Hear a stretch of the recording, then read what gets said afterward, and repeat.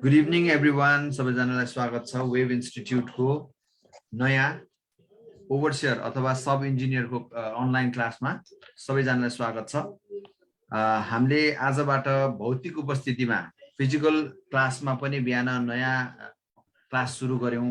ओभरसियरको नयाँ सिलेबसमा आधारित क्लास र अहिले बेलुका 7:30 बजेदेखि हामीले नयाँ सिलेबसमा आधारित ओभरसियरको नयाँ क्लास आजबाट सुरु गर्दैछौँ है। आज हाम्रो फर्स्ट डे ओरिएन्टेसन क्लास हुन्छ।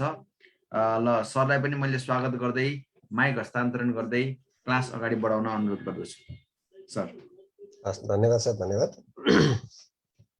सम्पूर्ण साथीहरूलाई यो वेब इन्स्टिट्युटबाट सञ्चालित ओरिएन्टेसन कक्षामा सबैलाई स्वागत छ।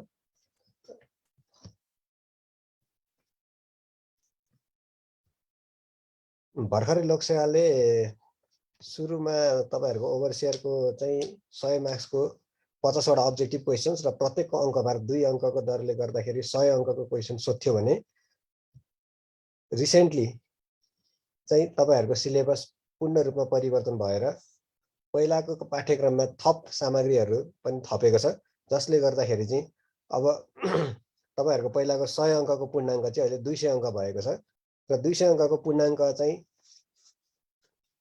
200 अङ्कको पूर्णाङ्कमा चाहिँ तपाईहरुलाई विशेष गरी थपेको कुरा भने चाहिँ पहिला अब्जेक्टिभ मात्रै हुन्थ्यो, अर्थात् तपाईले टिक मात्रै लाउँदा पुग्थ्यो भने चाहिँ अहिले चाहिँ तपाईहरुलाई सब्जेक्टिभ पनि थपेको छ र अब्जेक्टिभमा पनि पहिला तपाईहरुको सेवा सम्बन्धी भनेको अर्थ प्राविधिक कुराहरू मात्रै सोध्थ्यो भने चाहिँ अहिले तपाईहरुलाई सामान्य ज्ञान र एप्टिट्युड टेस्ट भनेर अभिक्षमता परीक्षण भन्छ, त्यो पनि तपाईहरुलाई थपेको छ।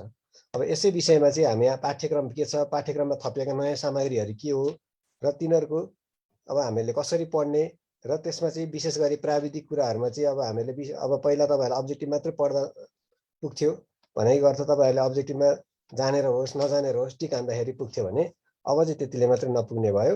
अब चाहिँ तपाईहरुले अब्जेक्टिभ पढ्दाखेरि र सब्जेक्टिभ पनि पढ्नुपर्ने अवस्था आयो र सब्जेक्टिभ पढ्दाखेरि चाहिँ अब तपाईहरुले पहिला अब्जेक्टिभ पढ्दाखेरि एकदमै सर्फेस लेभलमा पढ्नु भएको थियो भने अब त्यसलाई चाहिँ विस्तृत लेभलमा पढ्नुपर्ने अझ बढी मेहनत गर्नुपर्ने समय आएको छ।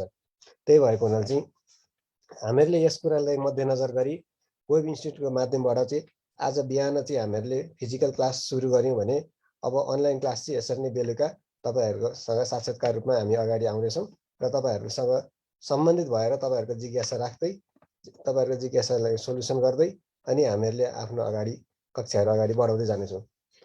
अब भर्खरै आएको नेपाल इन्जिनियरिङ सेवाको राजपत्र अलङ्कृत प्रथम समूह अर्थात् ओभरसियरको समूहमा विशेष गरी general, highway, sanitary, irrigation, hydro power, hydrology र एयरपोर्ट उपसमूहको लागि चाहिँ एउटै कोर्स छ र त्यो कोर्सको बारे चाहिँ अब हामीहरूले विस्तृत रूपमा हेरौँ। प्रथम चरण र द्वितीय चरण गरेर जम्मा तपाईहरुको 2 चरण हुन्छ। प्रथम चरणमा चाहिँ तपाईहरु सबैजना सहभागी हुन पाउनुहुन्छ भने द्वितीय चरणमा चाहिँ प्रथम चरणको रिजल्ट अर्थात् त्यसको नतिजा आइसकेपछि चाहिँ सफल उम्मेदवारहरूलाई मात्रै अन्तर्वार्तामा बोलाइन्छ। त्यसकारणले अहिले हामीले हेर्ने भने चाहिँ प्रथम चरण हो र प्रथम चरणबाट सफल भइसक्नु भएको विद्यार्थीहरूलाई फेरि छुट्टै एउटा ओरिएन्टेसन क्लास भनेर अन्तर्वार्ताका लागि के तयारी गर्नुपर्छ, के कुरामा विचार गर्नुपर्छ भन्ने कुरा चाहिँ सफल विद्यार्थीलाई फेरि छुट्टै हामीले क्लास राख्छौँ।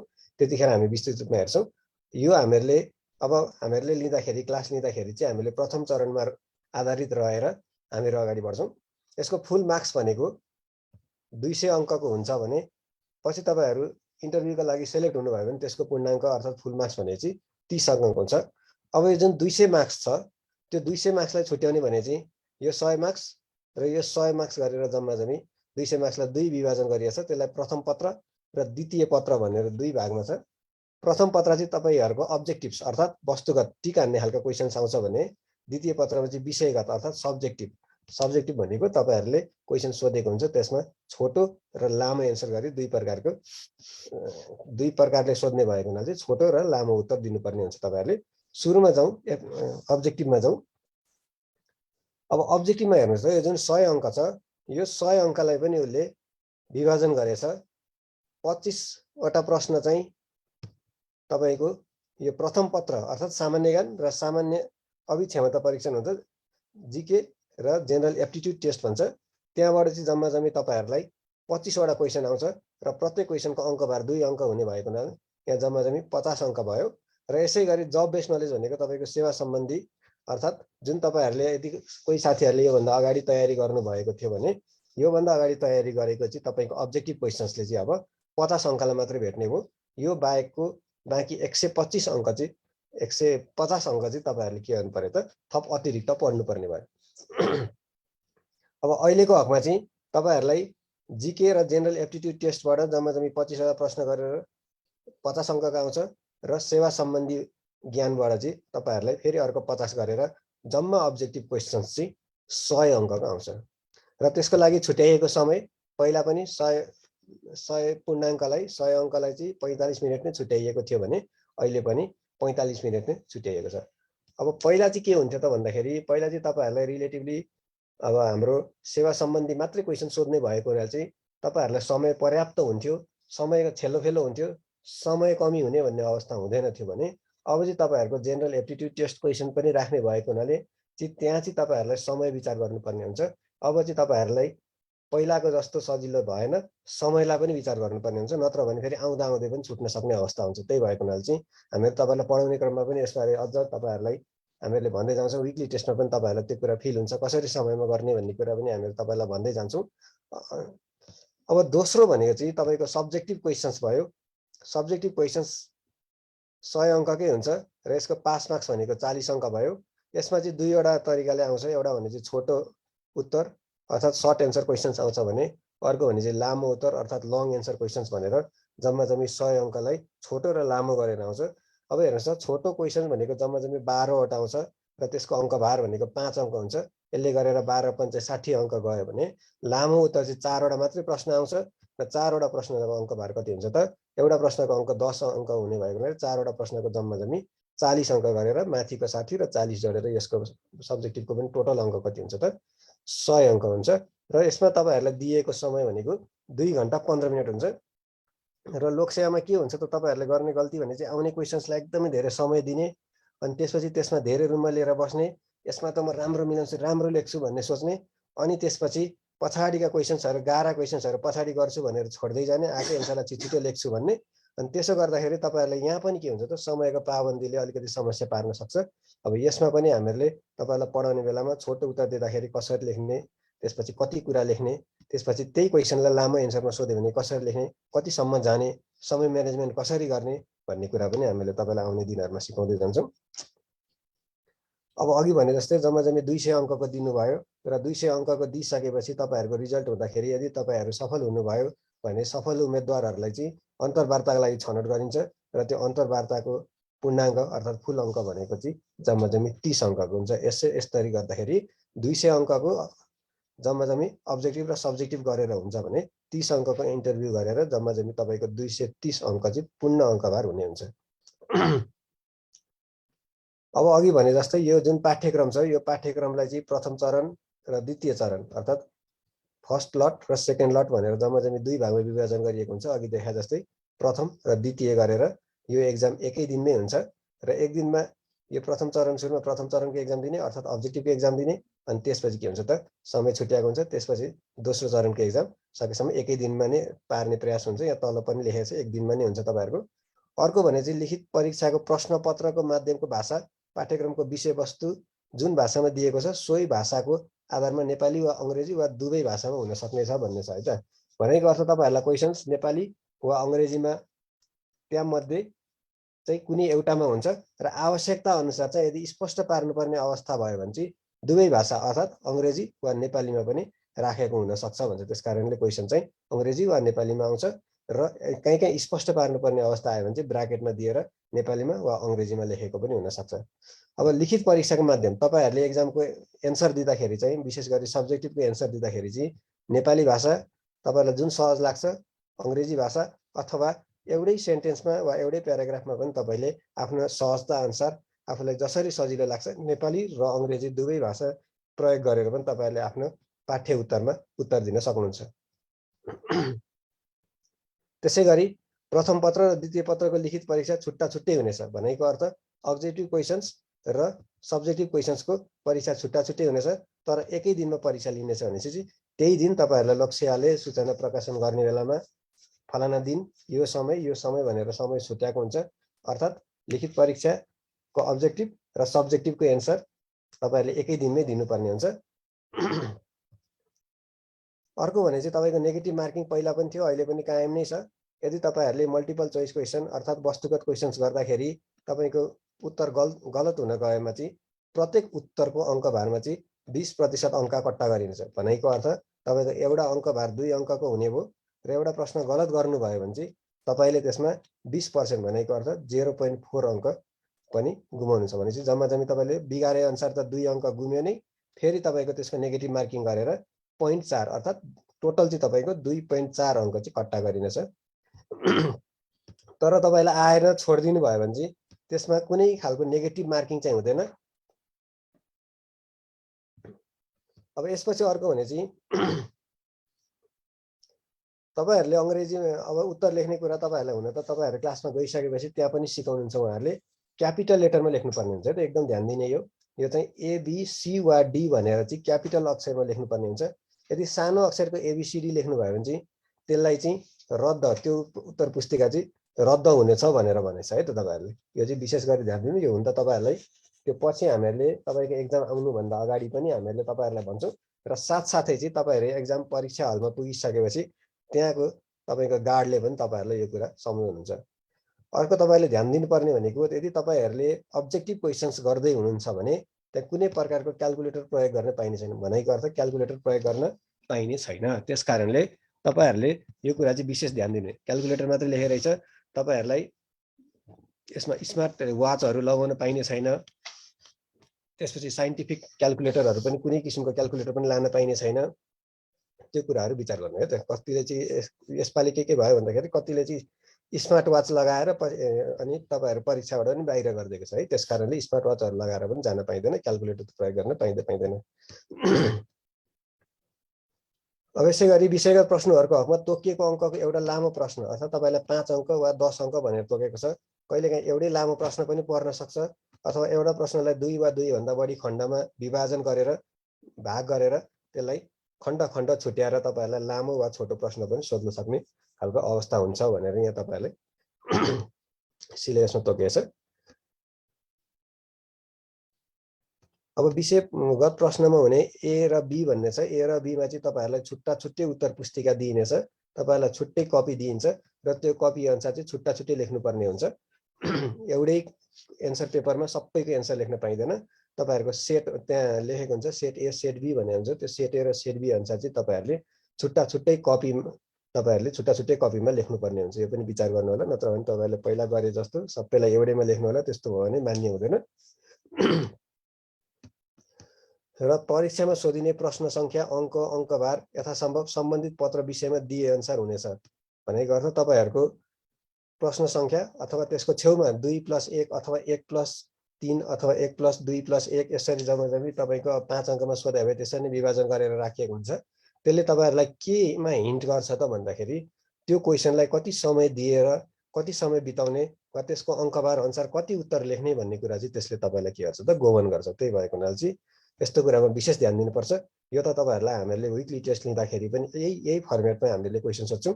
त्यही फर्मेटमा क्वेशन सोधिसकेपछि तपाईहरुको फिडब्याक क्लासमा वा अर्कोचोटि भेट हुँदाखेरि चाहिँ तपाईहरुलाई हामीले यसमा कति एन्सर दिने, कति एन्सर दियो भने समयमा हामीले यसलाई लेख्नको लागि सम्भव हुन्छ, कति कुरालाई जोड दिएर हामीले लेख्ने, के कुरा चाहिँ लेख्दा राम्रो, के कुरा चाहिँ नलेख्दा पनि हुन्छ, किनकि समयलाई पनि विचार गर्नु पर्यो। आउँछ भनेर लेखिरहनु पनि भएन। त्यसकारणले त्यस्ता सम्पूर्ण कुराहरु तपाईहरुलाई हामीले आउने क्लासहरुमा भन्दै जान्छौं। यसपछि यहाँ भएको कुनै ऐन कानुन, यो तपाईहरुको पाठ्यक्रमसँग सम्बन्धित कुनै ऐन कानुन नियम नीतिहरु भयो भने चाहिँ तपाईको परीक्षा मिति भन्दा 3 महिना अगाडि कुनै त्यस्ता संशोधनहरु छन्, थप घट भएको छन् भने चाहिँ त्यस्ताहरुलाई पनि तपाईले विचार गर्नुपर्छ। 3 महिना भन्दा अगाडिका, 3 महिना पछि भएका वा 3 महिना भित्र भएकाहरुलाई चाहिँ त्यस्ता संशोधनहरुलाई चाहिँ तपाईहरुले विशेष ध्यान नदिँदा पनि हुन्छ। तर त्यो भन्दा अगाडिकोलाई चाहिँ तपाईले विशेष ध्यान दिनुपर्ने हुन्छ। त्यसमा भएका केही परिवर्तनहरु छन् भने त्यो परिवर्तनहरु चाहिँ तपाईले थाहा पाउनुपर्ने हुन्छ। अब अर्को छ प्रथम चरणको परीक्षाबाट छनौट भएको उम्मेदवारलाई मात्र द्वितीय चरणको परीक्षामा सम्मिलित गराइनेछ। भनेको अर्थ प्रथम परीक्षाबाट छनौट भएको उम्मेदवारहरूलाई मात्र द्वितीय चरणको परीक्षामा सम्मिलित गराइनेछ भनेपछि प्रथम चरणमा आएका वा प्रथम चरणमा भएका साथीहरूलाई मात्र द्वितीय चरणको एक्जाममा सम्मिलित गरिनेछ है त। यसभन्दा अगाडि लागू भएका माथि उल्लेखित सेवा समयको पाठ्यक्रम खारेज गरिएछ भनेको अर्थ योभन्दा अगाडि जुन तपाईँको अब्जेक्टिभ क्वेसन्स मात्रै सोध्ने खालको पाठ्यक्रम थियो सङ्घमा, त्यो क्वेसनलाई चाहिँ खारेज गरी यो 2078-10-14मा लागू भएको नयाँ पाठ्यक्रम लागू भएको छ र यो पाठ्यक्रम चाहिँ पहिलाको भन्दा निकै फरक छ।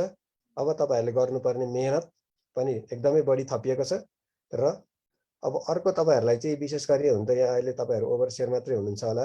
अब पछि तपाईँहरूको यो लाइभ फेसबुकमा हेर्दै जाँदाखेरि यहाँ इन्जिनियर साथीहरू पनि बिस्तारै जोडिन सक्नुहुन्छ। योभन्दा अगाडि नेपाल इन्जिनियरिङ सेवाको इन्जिनियरमा चाहिँ तपाईँहरूको सिलेबस चेन्ज भइसकेको थियो 2 वर्षदेखि 2 वा 3 वर्ष अगाडिदेखि चाहिँ सिलेबस चेन्ज भएर अहिले तपाईँहरूले जस्तो पढिरहनु भएको छ ठ्याक्कै त्यस्तै नै इन्जिनियर साथीहरूले पनि पढिसक्नु भएको छ। त्यस कारणले पनि तपाईँहरूलाई के छ त भन्दाखेरि रिलेटिभली च्यालेन्जिङ नै छ। त्यही भएको हुनाले तपाईँहरूले क्लास लिएर कसरी अगाडि बढ्ने, कसरी पढ्ने भन्ने कुरा, सफल हुनलाई के गर्ने भन्ने कुरा चाहिँ तपाईँहरूले विशेष जोड दिनुपर्ने हुन्छ। किनकि योभन्दा अगाडि इन्जिनियर साथीहरूले तपाईँहरूले बल्ल सुरु गर्न लागेको सिलेबस नै पढिसक्नु भएको छ र इन्जिनियरिङ प्राविधिक सेवामा इन्जिनियरिङमा योभन्दा अगाडि नै सिलेबस चेन्ज भएर तपाईँहरूको जस्तै जस्तै सिलेबस भएको हुनाले चाहिँ उहाँहरूलाई रिलेटिभली तपाईँहरूको सिलेबसमा आधारित रहेर एक्जाम दिनको लागि उहाँहरूलाई निकै सजिलो हुन्छ।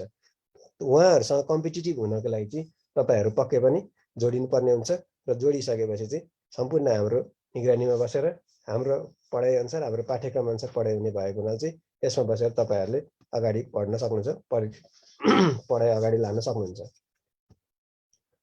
अब हेर्नुहोस् है, पेपर 1 अर्थात् प्रथम पत्रमा अघि हामीले भने जस्तै सामान्य ज्ञान र अर्को भने चाहिँ हाम्रो यो भाग 1मा चाहिँ सामान्य ज्ञान र अर्को भनेको एप्टिट्युड टेस्ट भन्छ। अब यिनीहरूभित्र के पर्यो भन्दाखेरि सुरुमा भने चाहिँ जेनरल अवेरनेस क्वेसन भन्छ। यो चाहिँ जम्मा 16 अङ्कको आउँछ र सेक्सन एमा भएको जुन पहिलो सामान्य ज्ञान छ, त्यो सामान्य ज्ञानमा चाहिँ हाम्रो भौगोलिक अवस्था, त्यसपछि संस्कृतका कुरा, सांस्कृतिक कुराहरू, त्यसपछि चाहिँ आर्थिक अवस्थाहरू, त्यसपछि विविधता, दिगो विकास, वातावरण, प्रदूषणहरूका कुराहरू भए, त्यसपछि मानव जीवनमा प्रत्यक्ष प्रभाव पार्ने विज्ञान र प्रविधिका महत्त्वपूर्ण उपलब्धिहरू भए। यसमा चाहिँ के हुन्छ त भन्दाखेरि तपाईँको सटिक क्वेसन्सहरू हुन्छन्। त्यो क्वेसनको डाइरेक्ट एन्सर हुने भएको हुनाले त्यो क्वेसन पढेर तपाईँहरूले टिक लगाउने भएको हुनाले यसमा चाहिँ तपाईँहरूलाई एन्सर आउँछ भने धेरै समय लाग्दैन। र नेपालको संविधान भाग 1 देखि 5 सम्म र विभिन्न अनुसूचीहरू, त्यसपछि संयुक्त राष्ट्र सङ्घहरू, त्यसपछि क्षेत्रीय सङ्गठनहरू, त्यसपछि राष्ट्रिय तथा अन्तर्राष्ट्रिय महत्त्वका समसामयिक गतिविधिहरू। यो सामान्य ज्ञान भने चाहिँ तपाईँहरूलाई ठ्याक्कै इन्जिनियरको कोर्समा मिल्छ र साथसाथै निजामती सेवामा प्रवेश गर्न खरिदार सुब्बाहरूको एक्जाम दिनुहुन्छ उहाँहरूसँग पनि यो समान नै रहेको छ। त्यस कारणले यो भने चाहिँ जम्मा तपाईँको 16 अङ्कको यहाँबाट आउँछ, अर्थात् 8 वटा क्वेसन आउँछ है त। त्यसपछि सार्वजनिक व्यवस्थापन, पब्लिक म्यानेजमेन्ट भन्ने छ। यसमा चाहिँ तपाईँहरूलाई कार्यालय भनेको के हो, त्यसको परिचय, महत्त्व, कार्य र प्रकारहरू छन्। त्यसपछि सहायक कर्मचारीको कार्य र गुणहरू भन्ने छन्। त्यसपछि विभिन्न स्रोत साधनका कुराहरू छन्। सञ्चारको महत्त्व, किसिम र साधन भन्ने छ। त्यसै गरी अफिसका प्रोसिडियरहरू के हुन्छ।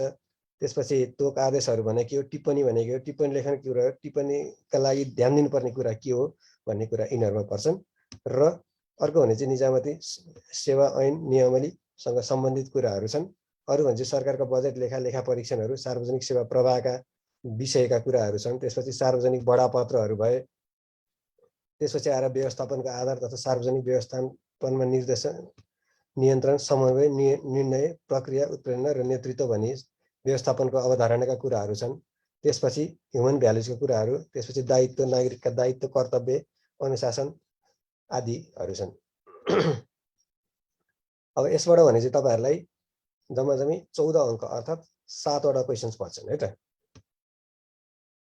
अब यसरी गरे यसपछि चाहिँ तपाईँहरूलाई सेकेन्ड सेक्सन भनेको चाहिँ जम्मा 10 वटा प्रश्न आउँछ।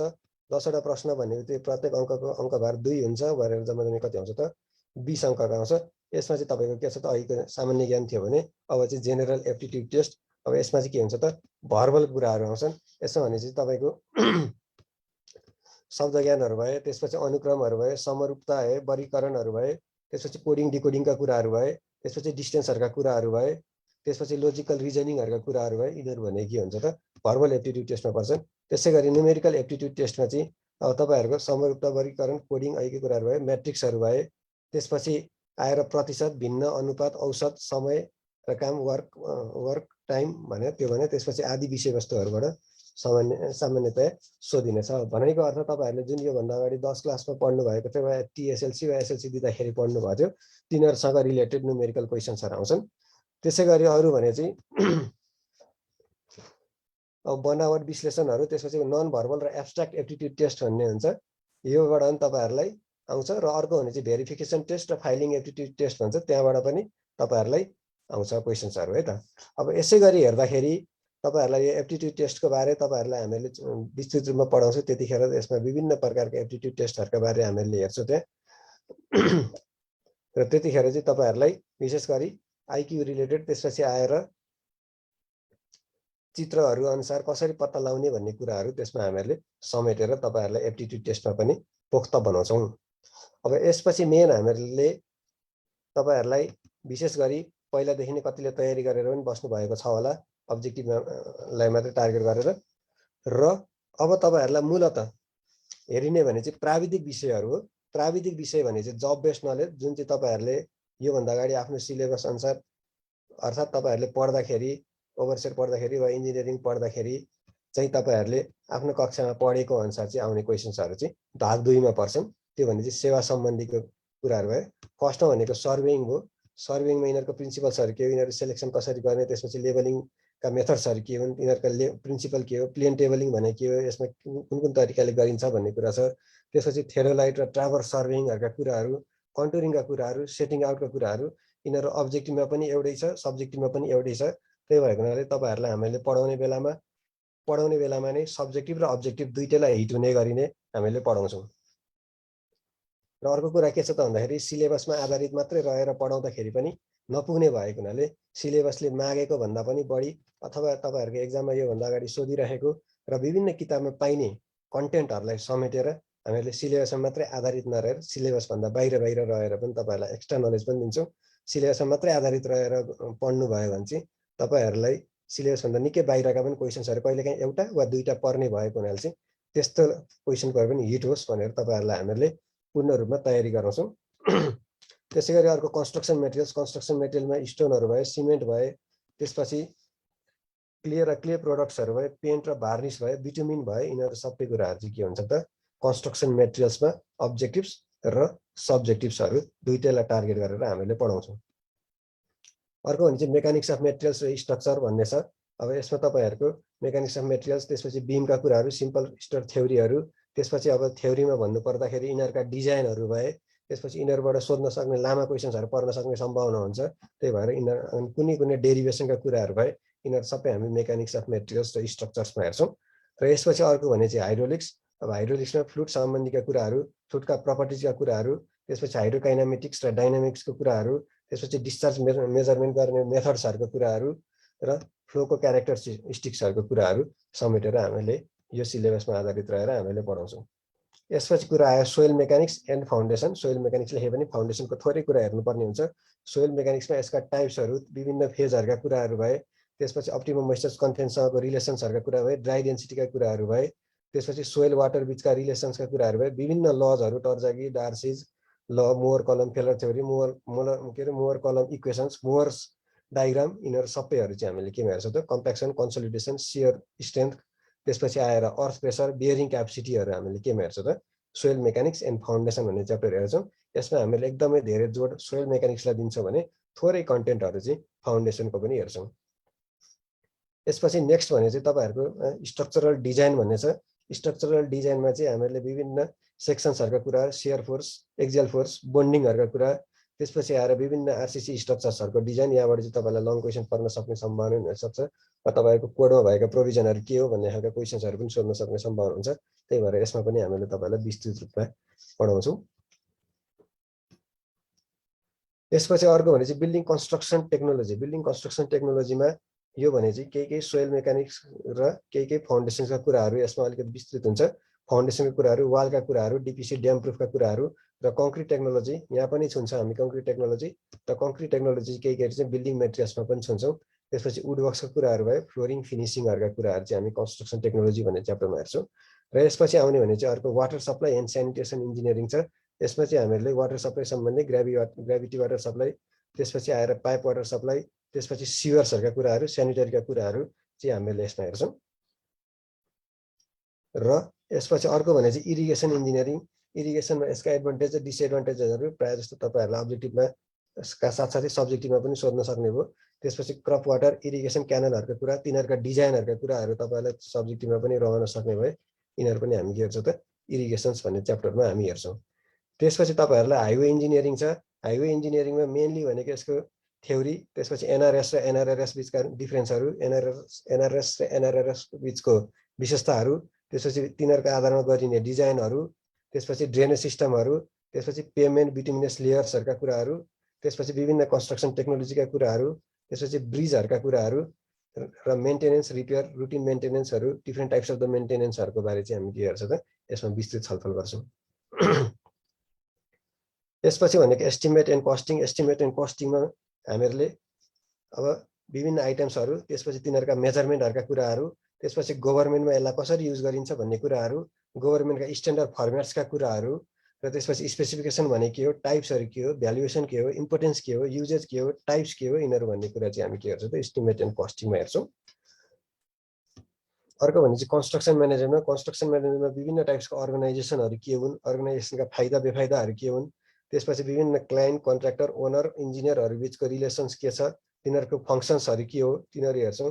त्यसपछि साइट म्यानेजमेन्टमा प्रपर म्यानेजमेन्ट कसरी गर्ने, materials management, human resource management, त्यसपछि इक्विपमेन्ट म्यानेजमेन्टहरू कसरी गर्ने भन्ने कुराहरू, सेफ्टी मेजर्सलाई कसरी अपनाउने भन्ने कुराहरू, टाइप्स अफ द कन्ट्र्याक्टहरू भए, विभिन्न कन्ट्र्याक्टका प्रोसिडियर्सहरू के छन्, त्यसपछि अब त्यो कन्ट्र्याक्टमा भएका विभिन्न टर्म्सहरू छन्, बिड सेक्युरिटी भने के हो, बिडर्स भने के हो, कन्ट्र्याक्टर भने के हो, पर्फर्मेन्स सेक्युरिटी भने के हो, त्यसपछि त्योसँग रिलेटेड अरू अरू टर्म्सहरू पनि हामीले यसमा विस्तृत रूपमा हेर्छौँ। अनि अर्को भने चाहिँ प्लानिङ एन्ड कन्ट्रोल कसरी गर्ने, कन्स्ट्रक्सन सेड्युल के हो, कसरी प्रिपेयर गर्ने, अनि नर्मली हाम्रो कन्स्ट्रक्सन सेड्युल कसरी हुन्छ, सुपरभिजन गर्दाखेरि हामीले कसरी गभर्न गर्ने भन्ने कुराहरू चाहिँ हामी के हेर्छौँ त कन्स्ट्रक्सन म्यानेजमेन्ट भन्ने च्याप्टरमा हेर्छौँ। र लास्ट भने चाहिँ एयरपोर्ट इन्जिनियरिङ। एयरपोर्ट इन्जिनियरिङ भने चाहिँ तपाईँहरूलाई रिलेटिभली न्यू टर्म हो, किनकि यहाँ एयरपोर्ट उपसमूहलाई पनि कन्सिडर गरेर कमन सिलेबस बनाउँदाखेरि एयरपोर्ट इन्जिनियरिङ पनि थपिएको हो। अब कहीँ कहीँ प्रदेशमा सोद्धाखेरि चाहिँ एयरपोर्ट इन्जिनियरिङ भन्ने कन्टेन्ट हुँदैन र यसमा चाहिँ अहिले एयरपोर्ट इन्जिनियरिङ भन्ने पनि थपिएको छ। यसमा चाहिँ मेनली भने चाहिँ हाम्रो एयर ट्रान्सपोर्टेसन सिस्टम, त्यसपछि विभिन्न डिजाइन अफ द एप्रोनहरूका कुराहरू, प्लानिङका कुराहरू, टर्मिनल्सका कुराहरू, त्यसपछि विभिन्न जेमेट्रिक डिजाइन गर्नुपर्ने विभिन्न स्ट्यान्डर्ड्सहरू फलो गर्नुपर्ने कुराहरू चाहिँ हामी यसमा के गर्छौँ त विशेष गरी छलफल गर्छौँ। त्यसकारणले सामान्यतया तपाईँहरूलाई सिलेबसले तपाईँहरूलाई गोभन गरे तापनि यो पढ्ने भनेर गोभन गरे तापनि सिलेबसमा मात्रै आधारित रहेर हामीहरूले पढ्यौँ भने चाहिँ लिमिटेड मात्रै पढ्ने भएको हुनाले चाहिँ अब हाम्रो अनुभवले अहिलेसम्म पढाएको अनुभवले चाहिँ तपाईँहरूलाई कति चाहिन्छ, कुन कुन कुरा सोध्न सक्छ, सम्भावित क्वेसन्सहरू के हुन् र तिनीहरूको एन्सर कसरी दिने भन्ने कुरा चाहिँ हामीले तपाईँलाई क्लासमा भन्छौँ। त्यसपछि कुन कुन ट्रिक्स एन्ड टिप्स लगायो भने चाहिँ हामीहरू सफलताको नजिक पुग्छौँ, कसरी केही पनि आएन भने चाहिँ हामीले टिप्स ट्रिक्स लगाएर भए पनि अब्जेक्टिभलाई छाट्नुपर्छ भन्ने कुराहरू चाहिँ हामीले तपाईँलाई अब्जेक्टिभ पढाउँदाखेरि पनि हामीले तपाईँलाई त्यहाँ टिप्स दिन्छौँ। त्यसपछि अब कति क्वेसन्सहरू वा कति न्युमेरिकल क्वेसन्सहरू वा अब्जेक्टिभ्सहरू चाहिँ डाइमेन्सनल होमोजिनिटी भन्छ, डाइमेन्सन हेरेर पनि हामीले त्यसलाई काटकुट पार्न सक्छौँ। त्यो कसरी काट्ने भन्ने कुरा, कसरी हामी सही एन्सरमा पुग्ने अथवा कसरी एन्सर छाट्ने भन्ने कुरा पनि हामीले तपाईँलाई आउँदो दिनमा चाहिँ हामी पढाउँछौँ। अब सरसरी तपाईँहरूलाई भन्नुपर्दा चाहिँ सामान्य ज्ञानबाट जम्माजम्मी तपाईँको 30 अङ्क सोधिन्छ, त्यसपछि एप्टिट्युड टेस्टबाट 20 अङ्क सोधिन्छ र तपाईँको सेवा सम्बन्धी अर्थात् अघि मैले छलफल गरेका 13वटा च्याप्टरहरूबाट जम्माजम्मी 50 अङ्क गरेर जम्माजम्मी 100 अङ्कको क्वेसन सोधिन्छ, अर्थात् 15, 10 र 25 गरेर जम्माजम्मी 50वटा क्वेसन सोधिन्छ। यो तपाईँको अब्जेक्टिभ क्वेसन्समा कुनै मिस्टेक्स गर्नुभयो भने चाहिँ त्यो मिस्टेक गरे बापत 20% मार्क्स चाहिँ तपाईँको डिडक्ट हुन्छ, माइनस हुन्छ, र छोड्नु भयो भने चाहिँ छोडेको क्वेसनको मात्रै माइनस हुन्छ, नेगेटिभ मार्किङ चाहिँ हुँदैन। अब तपाईँहरूलाई सम्भव भएसम्म प्रत्येक क्वेसनबाट प्रत्येक च्याप्टरबाट 12 नम्बरको च्याप्टरसँग चाहिँ 2-2वटा अर्थात् 12 दुना 24 भयो, र लास्ट च्याप्टर अर्थात् एयरपोर्ट इन्जिनियरिङबाट चाहिँ एउटा मात्रै क्वेसन सोध्ने भनेर यसरी तपाईँहरूलाई प्रश्न सङ्ख्या च्याप्टर अनुसार छुट्याए तापनि कुनै कुनै टपिकहरू च्याप्टर अनुसार कमन हुने हुन्छन्। जस्तै कन्स्ट्रक्सन टेक्नोलोजीको कुरामा आएको कङ्क्रिट र बिल्डिङ मेटेरियल्समा आएको कङ्क्रिट वा सिमेन्ट चाहिँ कमन खालको क्वेसन्स हुने भएको हुनाले कहिलेकाहीँ चाहिँ तपाईँहरूको कन्स्ट्रक्सन टेक्नोलोजीको क्वेसन उतातिर पर्ने वा उतातिर क्वेसन कन्स्ट्रक्सन टेक्नोलोजीतिर पर्ने, त्यसै गरी आरसिसी र एसओएमको स्ट्रेन्थ अफ मेटेरियल्सको क्वेसन्सहरू उस्तै हुने भएको हुनाले चाहिँ ठ्याक्कै सिलेबस अनुसार अङ्क भार अनुसार अङ्क सङ्ख्या अनुसार प्रश्न सङ्ख्या अनुसार चाहिँ क्वेसन नपर्न पनि सक्छ, एक दुईवटा क्वेसन तलमाथि पर्न सक्छ र कहिलेकाहीँ चाहिँ कुनै कुनै च्याप्टरबाट भनेभन्दा कम वा कहिलेकाहीँ बढी पनि हुन सक्छ। त्यसकारणले यो चाहिँ तपाईँहरूलाई गोपन गर्नको लागि सिलेबस दिएको हो। गोपन गर्नलाई दिएको सिलेबस भए पनि यति मात्रै पढेर चाहिँ पुग्दैन। त्यही भएर अब हामीले पढाउँदाखेरि चाहिँ एक्स्ट्रा कुरा पनि थपे हुन्छौँ। अब द्वितीय पत्र भनेको सेकेन्ड पेपर अहिलेकै कुराहरू नै हुन्। तिनीहरूलाई नै कुराहरू एउटै नै छन्। तिनीहरूलाई नै हामीले पढाउँदाखेरि चाहिँ सब्जेक्टिभ वेबाट चाहिँ हामीले त्यसलाई कभर गरिरहेको हुन्छौँ। पहिला पढाउँदा चाहिँ तपाईँहरूलाई हामीले अब्जेक्टिभ क्वेसन्स कहाँबाट अन्डरलाइन कहाँबाट आउन सक्छ वा कहाँबाट सोधेको छ भनेर भन्थ्यौँ भने चाहिँ अब चाहिँ तपाईँहरूलाई त्यतिले मात्रै नपुग्ने भयो। अब तपाईँहरूले पढ्दाखेरि नै हामीले यहाँबाट यो कुरा सोध्न सक्छ है वा यो कुरा चाहिँ इम्पोर्टेन्ट छ है भनेर हामीले अब चाहिँ तपाईँहरूलाई जोड गर्छौँ, त्यहाँ विशेष जोड दिन्छौँ र त्यसमा चाहिँ तपाईँहरूले मेहनत गरेर अगाडि बढ्नुपर्ने हुन्छ। यो अहिलेकै कुराहरू नै हुन्। अब सबै टपिकहरू सेम नै छन्। सब्जेक्टिभमा चाहिँ अब्जेक्टिभ हेरिकन थोरै कन्टेन्टहरू घटाएको छ, तर घटाए तापनि तपाईँहरू घट्यो भनेर मक्ख नपर्नुहोस्। तपाईँहरूले सोध्न सक्ने सम्भावना अब्जेक्टिभ पढाउँदाखेरि नै हामीले त्यहाँ यो पनि सोध्न सक्छ है, सिलेबसमा नभए पनि भनेको छ, त्यो कुरालाई चाहिँ विशेष जोड दिनुपर्ने हुन्छ। अब टपिकहरू सबै उस्तै नै छन्, कुनै कुनैमा कन्टेन्ट घटाएको छ, तर कन्टेन्ट घटाए पनि तपाईँहरूलाई सोध्न सक्ने ठाउँ चाहिँ रहि नै रहन्छ।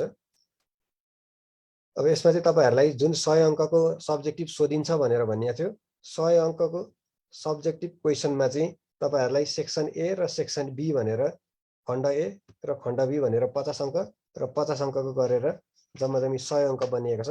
अघि भने जस्तै तपाईँहरूले एन्सर पेपर लेख्दाखेरि चाहिँ सेक्सन ए लाई एउटा कपीमा लेख्नु पर्यो भने सेक्सन बी को लागि छुट्टै कपी दिएको हुन्छ।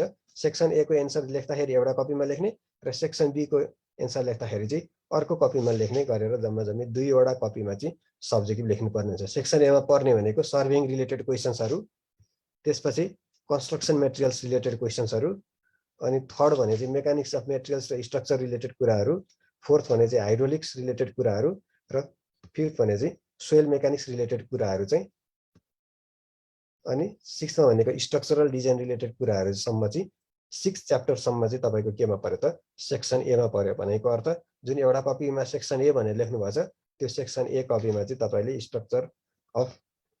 स्ट्रक्चरल डिजाइनसम्म चाहिँ तपाईँले लेख्नुपर्ने भयो।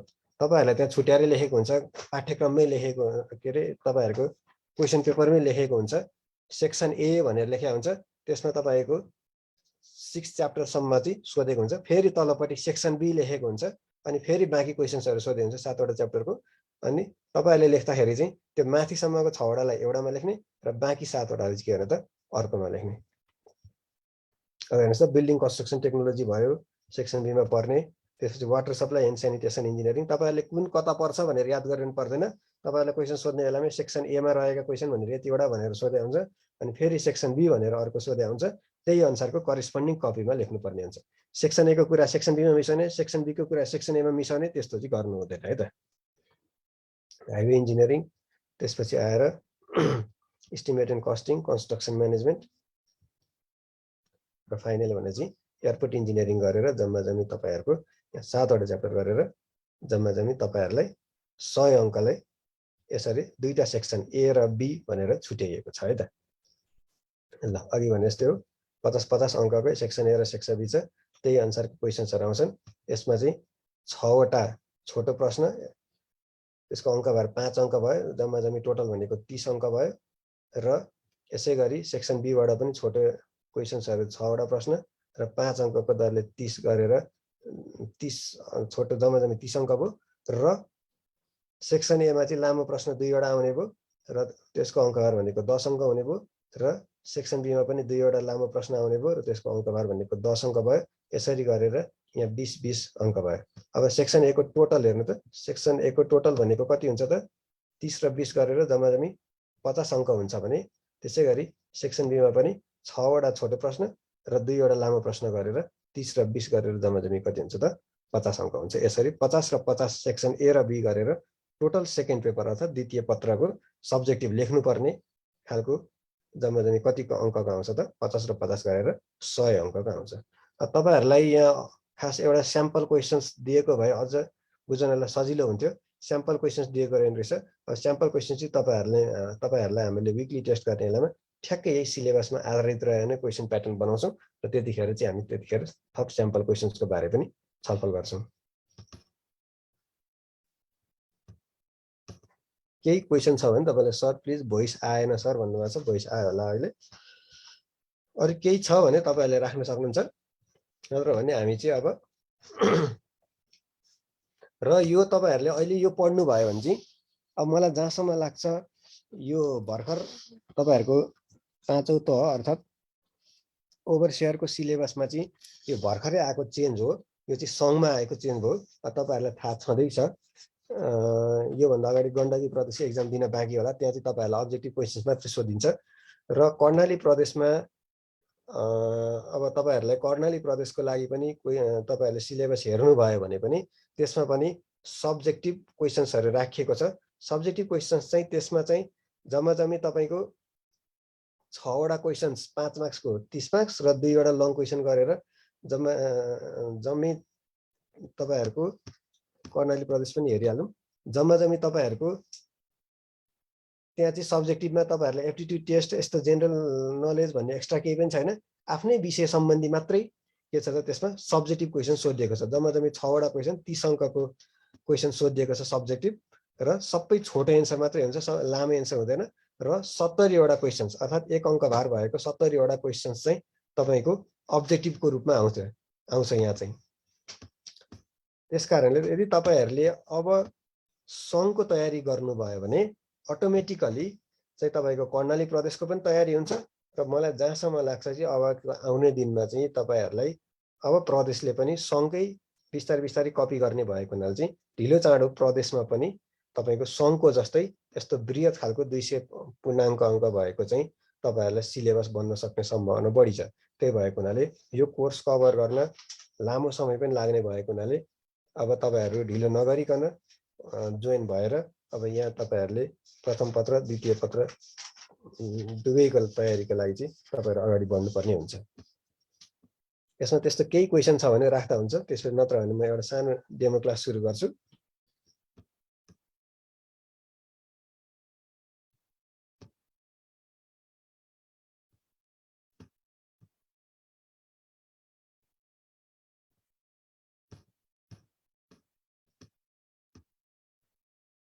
एकजनाले सोध्नु भएको रहेछ एक्जामको डेट कहिलेतिर फिक्स होला सर भनेर भन्नुभएको छ।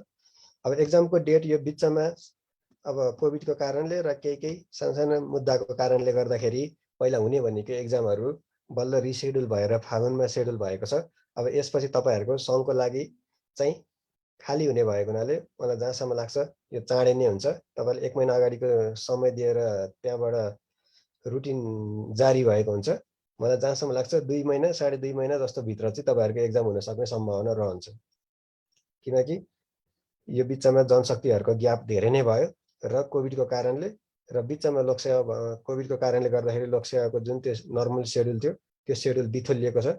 त्यो सेड्युल मिल्ने बित्तिकै तपाईँहरूको एक्जाम भट्टाभट सुरु हुन्छ। किनकि योभन्दा अगाडिदेखि नै विभिन्न स्थानबाट चाहिँ कर्मचारी अभाव भयो भनेर रिक्त स्थान पुरा गर्नको लागि विभिन्न ठाउँबाट माग आइरहेको र विभिन्न कारणले गर्दाखेरि चाहिँ एक्जाम भई तपाईँहरू नियुक्ति नभइसकेको अवस्थामा चाहिँ अब तपाईँहरूलाई सम्भवतः चाँडो नै यसको एक्जाम हुनेछ।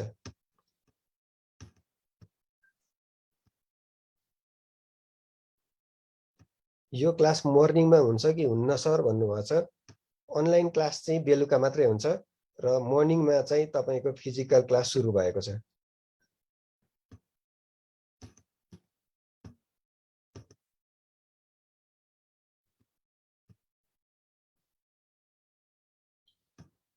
ल यसपछि हामी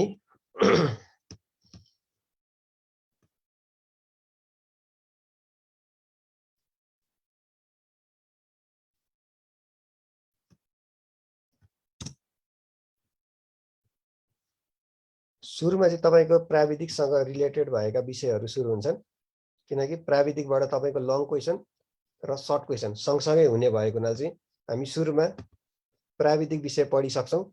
अनि पढिसकेपछि चाहिँ अनि त्यहाँ रहेको जिके आइक्यू एप्टिट्युड टेस्टहरू छन् अनि त्यसमा हामी जान्छौँ है त। त्यही भएर सुरुमा हामीले सुरु गर्ने भने चाहिँ प्राविधिक विषयबाट सुरु गर्छु।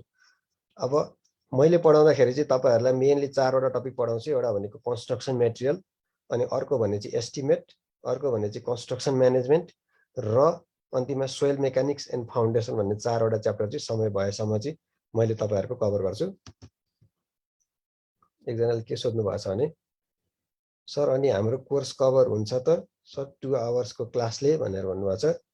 अब तपाईहरुलाई प्राविधिक कुराको लागि चाहिँ अब प्रत्येक सब्जेक्टमा चाहिँ तपाईहरुलाई 6 देखि 7 थ्योरी समेत कभर गर्दाखेरि चाहिँ 6 देखि 7 तपाईहरुलाई हामीले प्रोवाइड गर्ने भने चाहिँ हाम्रो नोट, त्यसपछि अब्जेक्टिभको नोट, सब्जेक्टिभको नोट, त्यसपछि विभिन्न अब्जेक्टिभ क्वेशन्सहरु भएको एउटा कोर्स बुक छ र त्यसकै रिलेटिभली थ्योरी बुक पनि छ। यति चाहिँ तपाईहरुलाई प्रोवाइड हुन्छ।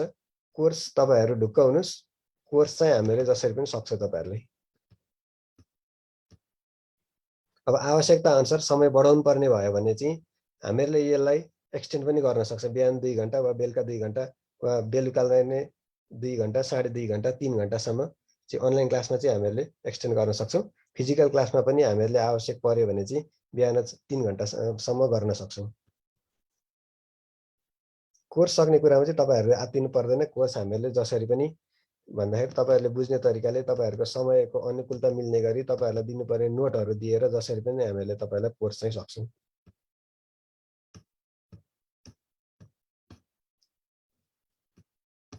ल अब हामी 15-20 मिनेट चाहिँ टपिक पढौं।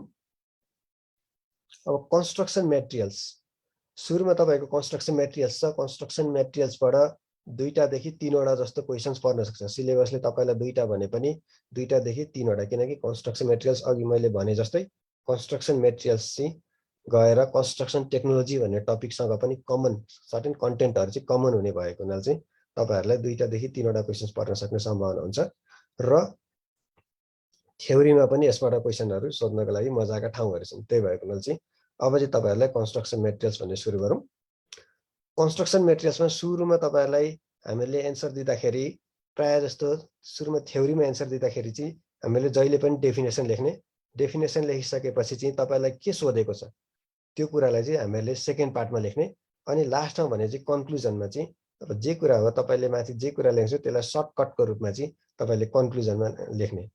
अब तपाईहरुलाई कन्स्ट्रक्सन मटेरियल्समा मेनली सोध्ने भनेको क्लासिफिकेसन भनेर सोध्न सक्छ। What are the types of the classification of stone अथवा रक भनेर सोध्न सक्छ।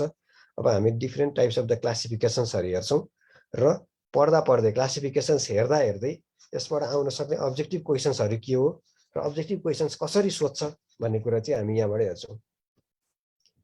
अब सुरुमा स्टोन्स भने के हो त भन्दाखेरि स्टोन्स भने चाहिँ नेचुरल मेटेरियल्स हो।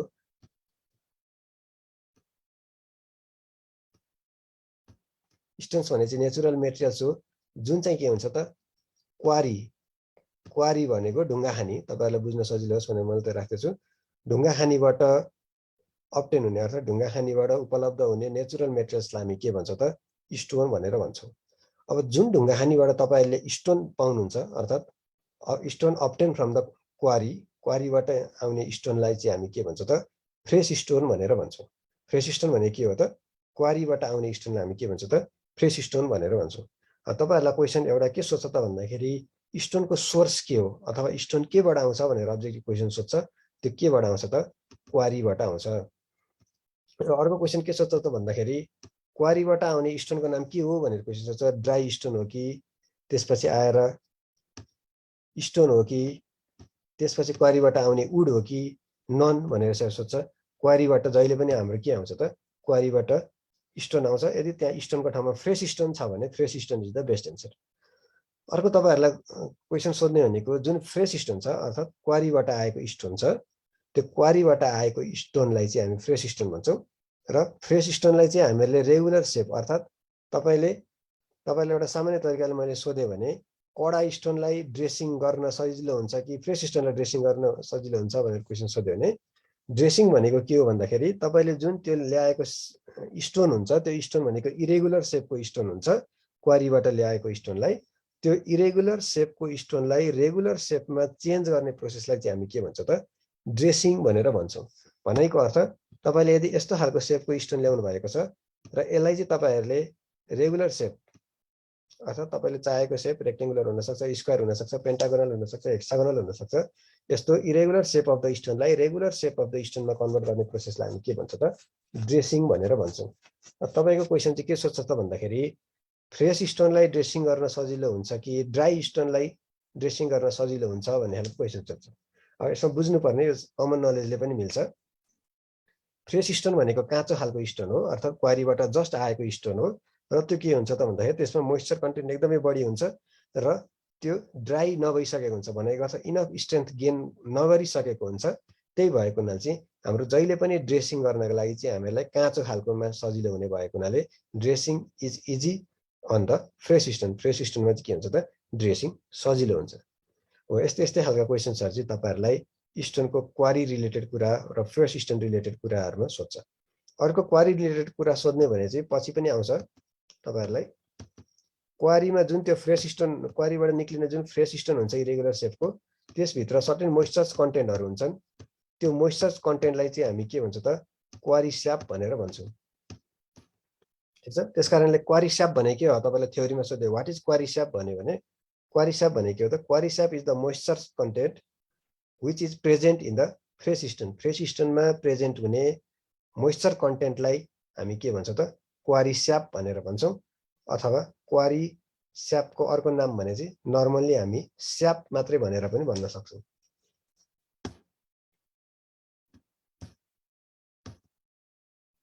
अब यसपछि तपाईँहरूलाई मेनली सोध्न सक्ने, अब्जेक्टिभमा पनि सोध्न सक्ने र सब्जेक्टिभमा पनि सोध्न सक्ने सम्भावना भनेको what are the types of classification on the rock भनेर सोध्न सक्छ। भनेको अर्थ रकमा डिफ्रेन्ट टाइप्सका क्लासिफिकेसनहरू के हुन्छन् भनेर क्वेसन सोध्न सक्छ।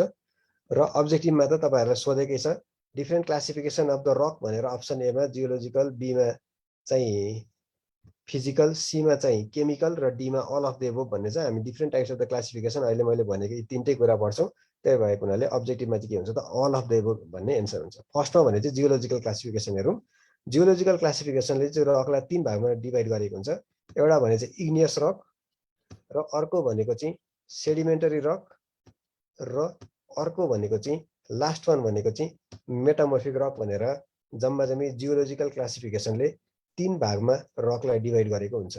तपाईँहरूलाई यो थ्योरीमा सोधिहाल्यो भने चाहिँ अब तपाईँहरूले के गर्ने भन्दाखेरि अब जियोलोजिकल क्लासिफिकेसनमा नाम मात्रै लेख्ने इग्नियस रक, सेडिमेन्टरी र मेटामोर्फिक रक भनेर सोध्ने लेख्ने। अनि अर्को भने चाहिँ फिजिकल क्लास